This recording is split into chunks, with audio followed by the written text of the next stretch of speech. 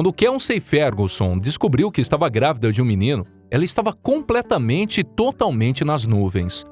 Depois de se casar com seu namorado da faculdade Scott em 2016, o casal passou um ano tentando ter um bebê e Kelsey, infelizmente, abortou seu primeiro filho com 8 semanas. Com a ajuda do tratamento de fertilidade, o casal descobriu que estava esperando novamente em 2017. Em uma mensagem pessoal para o site Amor é o que Importa, a mãe explicou como eles foram informados de que seu filho tinha um defeito cardíaco e uma anormalidade cromossômica. Ao fazer um exame durante a 20ª semana, o que significa que era improvável que ele sobrevivesse ao nascimento. Ela lembrou, o médico entra na sala e diz: "Sinto muito, seu estado é terminal e ele não vai sobreviver." Scott e eu dissemos que não desistiríamos e continuaríamos lutando por esse bebê até o seu último suspiro. Como resultado, Kelsey teve que ir ao hospital para fazer exame 2 vezes por semana, porque o bebê estava muito pequeno. Foi nessa época que Scott começou a sentir dores no corpo, dores nas articulações, tosse desagradável e febre, com o casal assumindo que era um resfriado causado por seu novo emprego e sua recente mudança de casa. Em 4 de junho de 2018, Kelsey foi internada no hospital para monitoramento e informada que seria induzida ao parto na semana seguinte. Depois que Scott a visitou naquele dia, Kelsey e uma amiga reconheceram que ele estava muito pálido e se comportando de uma forma que não era ele mesmo. Durante a noite, Scott começou a tossir sangue e chamou uma ambulância, que o transportou para o mesmo hospital que Kelsey.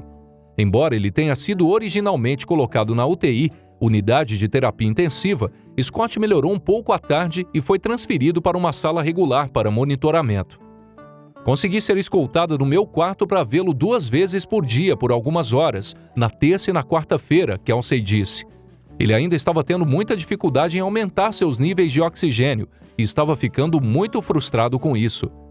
Quando ela não teve notícias dele na quinta-feira de manhã, Kelsey assumiu que Scott ainda estava dormindo.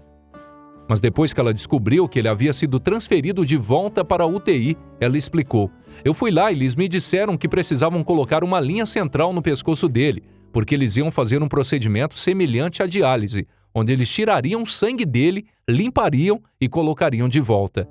Para fazer esse procedimento, Scott teve que ser sedado, e seus pulmões estavam em um estado muito pior do que os médicos esperavam, o que significa que ele precisaria fazer um bypass." Tragicamente, o futuro pai entrou em parada cardíaca durante a operação. Olhando para trás no momento em que ela foi informada, Kelsey disse que ela imediatamente começou a vomitar antes de gritar. "Ele se foi?" ela perguntava. Os médicos tentaram por mais de 1 hora reanimar Scott e eventualmente conseguiram ter pulso, então ele foi rapidamente levado de volta à UTI. Nesse ponto, Kelsey foi informada de que Scott não estava em uma condição estável e eles não saberiam dizer qual foi o dano que a parada cardíaca teria causado ao seu cérebro. Depois de falar com o médico, pude ficar um pouco com Scott. Me sentei ao lado de sua cama, segurando sua mão, dizendo o quanto seu filho e eu o amávamos, ela disse. No dia seguinte, Kelsey estava tentando dormir um pouco em uma sala de espera perto da UTI de Scott, quando recebeu a notícia devastadora de que não havia mais nada que os médicos pudessem fazer. Eu caí no chão gritando, vomitei um pouco mais e não podia nem acreditar que isso era real. Parecia um pesadelo do qual eu acordaria. Mesmo agora, parece que isso não poderia ter sido real. Depois disso, Kelsey correu para o lado dele e segurou sua mão por horas. Mas depois de quase desmaiar várias vezes, sua mãe insistiu para que ela o deixasse ir.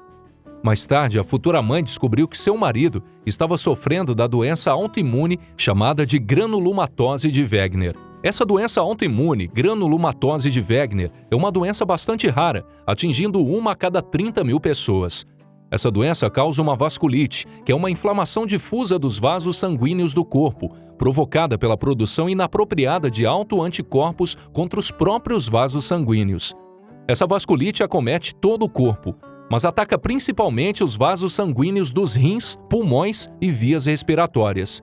O motivo pela qual ocorre essa desregulação do sistema imune, fazendo com que o nosso corpo comece a se autodestruir, ainda é desconhecido. A inflamação e a destruição dos vasos levam a uma restrição do fluxo sanguíneo para vários tecidos e órgãos. A granulomatose de Wegener costuma iniciar-se de forma indolor, com sintomas leves e poucos específicos, como cansaço, perda de apetite, febre baixa e desânimo. Os primeiros sintomas mais aprimorados costumam ocorrer nas vias aéreas superiores, com rinite e sinusite. O quadro pode lembrar o de uma gripe forte, porém com a duração dos sintomas muito maior. Depois de começar de modo brando, a vasculite apresenta um rápido agravamento dos sintomas.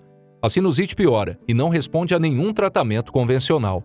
A secreção nasal pode se tornar sanguinolenta e deformidades e ulcerações dentro e fora da cavidade nasal podem aparecer.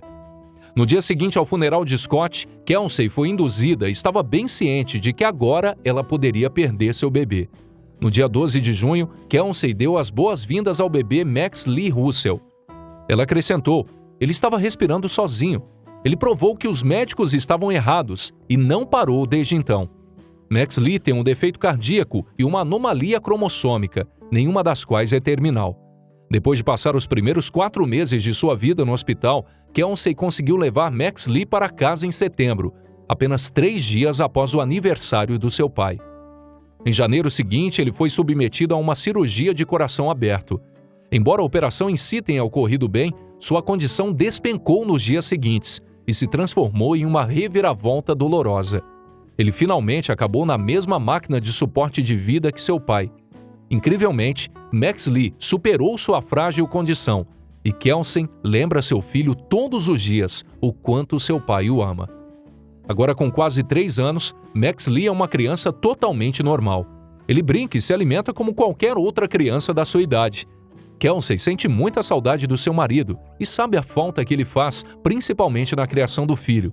Contudo, ela sabe que seu foco é o bem-estar de Max Lee e, por isso, ela se esforça para dar àquele garotinho uma vida saudável e alegre, sempre ao lado daqueles que o ama. E essa foi mais uma história sensacional aqui do nosso canal. O que você achou dessa história incrível e ao mesmo tempo triste? Diga pra gente aqui nos comentários abaixo, nós gostamos muito de saber sua opinião. Se inscreva no canal e ative a notificação para não perder nenhum vídeo novo que nós trazemos aqui no canal todos os dias. E deixe um like se você gostou desse vídeo. Um forte abraço e até o nosso próximo encontro aqui no Histórias Sensacionais.